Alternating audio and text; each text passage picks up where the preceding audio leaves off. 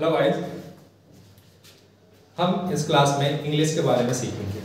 ठीक, इंग्लिश में सीखने को वैसे बहुत सी चीज़ें हैं, लेकिन आज हम पहली क्लास थोड़े बेसिक पार्ट्स देखेंगे इसके। ठीक है, तो आइए हम शुरू करते हैं। देखिए, अब मैं आपसे बात करूं अगर कि इंग्लिश क्या है। ठीक है, सबसे पहले मेरा क्वेश्चन तो यही बनेगा ना कि भाई इंग्लिश क्या है। ठीक है, तो इधर मैंने दो चीजें लिख रखी है, एक सब्जेक्ट लिख रखा है, एक लैंग्वेज लिख रखी है। अगर मैं बात करूं आपसे कि इंग्लिश आपने दो तरीके से पढ़ रखी होगी, एक सब्जेक्ट के तौर पे, एक लैंग्वेज के तौर पे, लेकिन ये है क्या? ठीक है, देखिए ये जो है हमारी लैंग्वेज है।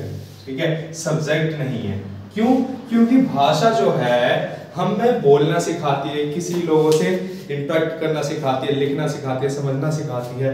ठीक है, सब्जेक्ट में थोड़ी ना कुछ सीखते हैं, वो तो बस कहानी होती है, वो पढ़ते हैं, बस क्वेश्चन आंसर बस यहीं तक खत्म हो जाती है। मेन चीज है हमारी लैंग्वेज। ठीक है, जिसमें कि बोलना आता है, लिखना आता है, लोगों की बातें सुनना है, समझना है। ठीक है, तो ये सारी चीजें लैंग्वेज होती है। ठीक है, इसके नीचे हम आते हैं, सबसे मेन चीज क्या होती है इसमें? इंग्लिश में सबसे मेन चीज क्या है? अल्फाबेट। ठीक है, और अल्फाबेट कितनी होती है? 1। अब आप लोग बोलोगे कि सर हमने तो 26 पढ़ी अल्फाबेट, 26 पढ़ी है, लेकिन वो अल्फाबेट नहीं होती, वो लेटर्स होते हैं आपके 26। ध्यान रखना। ठीक है, आपके लेटर्स क्या होते हैं? 26 होते हैं। ठीक है, अल्फाबेट तो होता है लाइक कॉम्बिनेशन ऑफ लेटर। ठीक है, लेटरों का जो कॉम्बिनेशन होता है वो आपका अल्फाबेट होता है। ध्यान रखना, तो आपकी अल्फाबेट 1 होती है और लेटर्स आपके 26 होते हैं। अब उस लेटर्स में भी दो पार्ट बटे होते हैं। ठीक है, एक वोवल और एक कॉन्सोनेंट, जो कि 5 आपके वोवल होते हैं। कौन कौन से? ए, ई, आई, ओ, यू। ठीक, और उसी प्रकार 21 कॉन्सोनेंट होते हैं इसे छोड़कर, जैसे कि बी हो गया, सी हो गया, डी हो गया। ई तो होगा नहीं क्योंकि वो वोवल में है, तो एफ हो गया, जी हो गया। इस तरह से आपके कॉन्सोनेंट है वो। ठीक, इसके बाद ये सारे जो है लेटर से रिलेटेड ये आपके बनाते हैं वर्ड। ठीक है, वर्ड आपको पता भी होंगे, पढ़ने भी आते होंगे। ठीक है, छोटे छोटे वर्ड होते हैं, बड़े बड़े भी वर्ड होते हैं। ठीक है, जैसे कि मैंने कुछ एग्जांपल लिख रखे, CAT cat, DOG dog, GO go. Go means क्या होता है? जाना।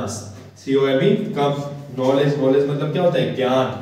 ठीक है, तो ये सारे वर्ड है, आपको पढ़ना भी आते होंगे और डिफिकल्ट वर्ड भी आते हैं। ठीक है, उस पर हम बाद में फोकस करेंगे, बाकी वर्ड के लिए अभी। ठीक है, इसके बाद हमारा आता है सेंटेंस। ठीक है, वाक्य। सबसे मेन चीज यहाँ पे यही होती है। ठीक है, किसी भी आप इंस्टीट्यूट में पढ़ लो या मेरे पास पढ़ लो, ठीक है, मेन फोकस इसी पे रहेगा, सेंटेंस पे। ठीक है, क्यों? लाइक मैं आपको समझा रहा हूं, अभी किस माध्यम से समझा रहा हूं? सेंटेंस के माध्यम से ही समझा रहा हूं ना। ठीक है, वर्डों को जोड़ जोड़ के एक सेंटेंस बना हमारा। ठीक है, तो सबसे मेन चीज यही पे है। देखो मैंने यहाँ पे दो सेंटेंस लिख रखे हैं। मैं लिख रहा हूं, सॉरी मैं इंग्लिश सीख रहा हूं। ठीक, तो इसकी इंग्लिश क्या बनेगी? I am learning English. ठीक, और एक इसी के नीचे सेंटेंस एक और है कि भाई मुझे इंग्लिश सीखनी चाहिए। ठीक है, तो मुझे इंग्लिश सीखनी चाहिए, आई शुड लर्न इंग्लिश। ठीक, तो देखिए दो सेंटेंस है यहाँ पे, दोनों में अलग अलग चीजें लगी हैं। देखिए एक बार के लिए सेंटेंसों में होता क्या क्या है। ठीक है, ये मैं हो गया, ये मुझे हो गया, ये तो आपके सब्जेक्ट हो जाते हैं। ठीक है, इसको हम साइड में रख देते हैं, ये अभी मेन चीज नहीं है, ये बाद में पढ़ेंगे। ठीक है, यहाँ पे दो डिफरेंट चीजें और है। देखिए इंग्लिश सीखना, एक के लिए लर्निंग इंग्लिश आया है, यहाँ पे इंग्लिश सीखना लर्न इंग्लिश आया है, और यहाँ पे रहा हूं के सेंस में एम आया है, और यहाँ पे चाहिए के सेंस में शुड आया है। ठीक है, तो यहाँ पे क्या क्या चीज है आपकी? जैसे इज और एम आपका क्या है? हेल्पिंग वर्ब है। क्या है? Helping verb. और यहाँ पे लर्न या लर्निंग जो है आपकी मेन वर्ब है। क्या है?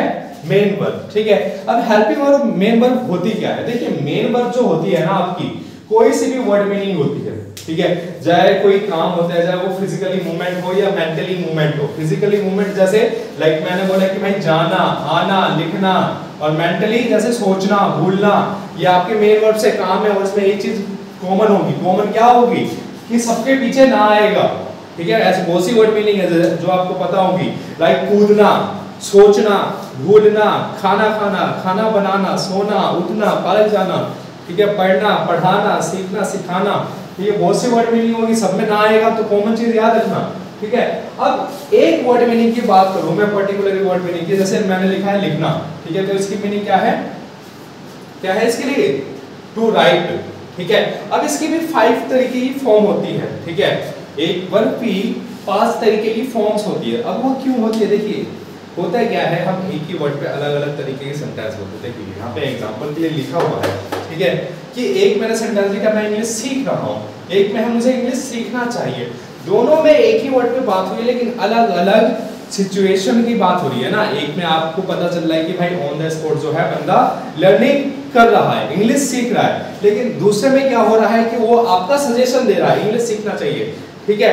तो उसी प्रकार से अलग अलग जगह पे अलग अलग फॉर्म्स हम यूज करेंगे, ठीक है। देखिए इंग्लिश सीखने पे मैं कुछ और सेंटेंस बोल सकता हूँ, जैसे मैंने बोला मैं इंग्लिश सीखूंगा, मैंने इंग्लिश सीखी थी, मैं इंग्लिश सीखा करता था, मैं इंग्लिश सीखने वाला हूँ, ठीक है। तो अलग अलग तरीके से एक ही वर्ड पे हम सेंटेंस बोल सकते हैं, लेकिन ये फॉर्म्स जो है अपने रूल के हिसाब से अप्लाई करेंगे जब हम सीखेंगे आगे, ठीक है।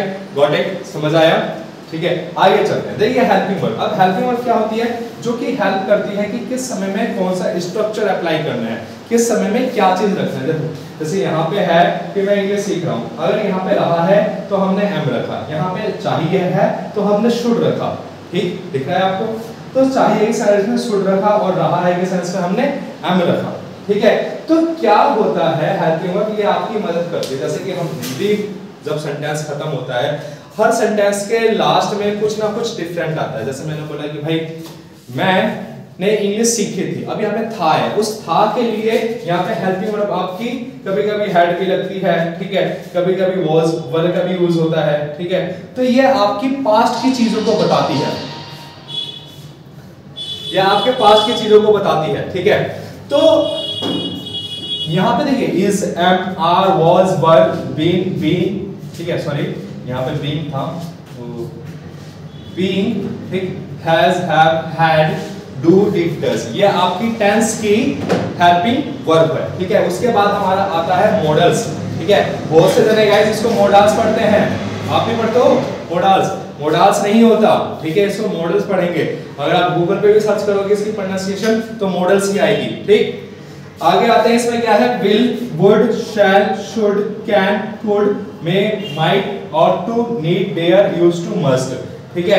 ये आपकी 13 होती है, ये आपकी 13 होती है, ठीक है। दोनों मिला के आपके 26 होते हैं। और लेटर्स कितने होते हैं, लेटर्स भी आपके 26 होते हैं, यस और नो, ठीक। लेटर्स भी आपके 26 होते हैं जो कि एक वर्ड बनाते हैं। उसी तरह आपकी हेल्पिंग वर्ब भी 26 होती है, ठीक है, जो आपको सेंटेंस बनाने में मदद करती है, ठीक है। इतनी बात क्लियर हुई। और एक और चीज मैंने आपको देखो बोला कि भाई मॉडल्स जो है बहुत से जने पढ़ते हैं मॉडल्स, लेकिन मॉडल्स पढ़ा जाता है एक्चुअली में होता क्या, देखो अगर मैं बात करूं, एक आपसे यहाँ पे लिखा मैंने कि भाई इसे रोहन पढ़ोगे या रोहान पढ़ोगे, रोहन पढ़ोगे, गोयल पढ़ोगे या गोयाल पढ़ोगे, गोयल पढ़ोगे, ठीक है। अब इसे मोहन पढ़ोगे, मोहान पढ़ोगे, मोहन पढ़ोगे।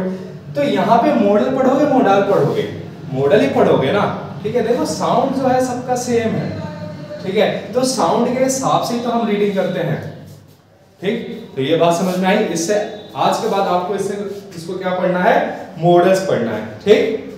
तो ये हमारे कुछ बेसिक पार्ट्स थे, ठीक है। आई होप कि आपको समझ आया होगा अच्छे से। बाकी हम नेक्स्ट वीडियो में मिलते हैं, ठीक।